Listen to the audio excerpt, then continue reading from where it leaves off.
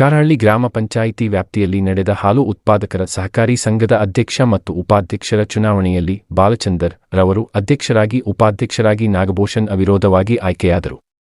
ಈ ಸಂದರ್ಭದಲ್ಲಿ ಮುಖಂಡರಾದ ಚಿನ್ನಿ ವೆಂಕಟೇಶ್ ಮಾತನಾಡಿ, ಹೈನೋದ್ಯಮ ರೈತರ ಜೀವನಕ್ಕೆ ಆಸರೆಯಾಗಿದ್ದು, ಅಧ್ಯಕ್ಷರು ಮತ್ತು ಉಪಾಧ್ಯಕ್ಷರ ಮೇಲೆ ಹೆಚ್ಚಿನ ಜವಾಬ್ದಾರಿ ಇದೆ. ಈ ನಿಟ್ಟಿನಲ್ಲಿ ಪಾರದರ್ಶಕ ಆಡಳಿತ ನಡೆಸುವಂತೆ, ರೈತರಿಗೆ ಸಹಕಾರಿಯಾಗುವಂತೆ ಕರ್ತವ್ಯ ನಿರ್ವಹಿಸಲು ಸಲಹೆ ನೀಡಿದರು.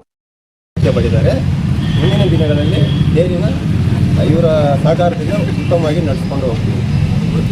ಹಾಗೂ ನನಗೆ ಸಹಕಾರ ಮಾಡಿದಂಥ ಮಾಜಿ ಕಾರಹಳ್ಳಿ ಅಧ್ಯಕ್ಷರಾದ ಶ್ರೀನಿವಾಸು, ಇಲ್ಲಿ ಬಂದಿರೋ ಎಲ್ಲ ಉತ್ಪಾದಕರಿಗೆ ಹೊಸದೇನು ಗೊತ್ತಿಲ್ಲ, ತಿಳ್ಕೊಂಬೇಡಿ.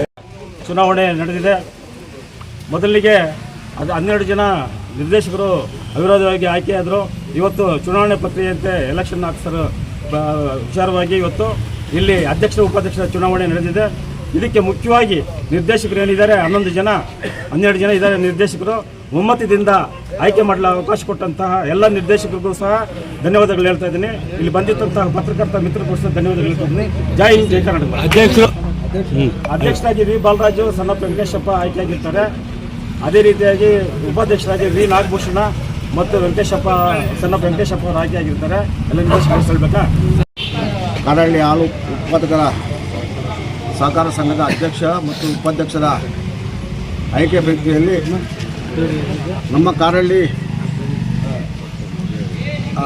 ಹಾಲು ಉತ್ಪಾದಕ ಸಹಕಾರ ಸಂಘದ ಎಲ್ಲ ಡೈರೆಕ್ಟರು ಒಮ್ಮತದಿಂದ, ಯಾಕಂದರೆ ಇದು ಬಂದುಬಿಟ್ಟು ಸಂಸ್ಥೆಯಲ್ಲಿ ನಾವು ಅದರಲ್ಲಿ ಅವಿರೋಧ ಮಾಡಿದ್ರೆ ಮುಂದಿನ ದಿನದಲ್ಲಿ ಅಭಿವೃದ್ಧಿ ಮಾಡೋಕ್ಕೆ ಒಂದು ಅವಕಾಶ ಆಗ್ತದೆ.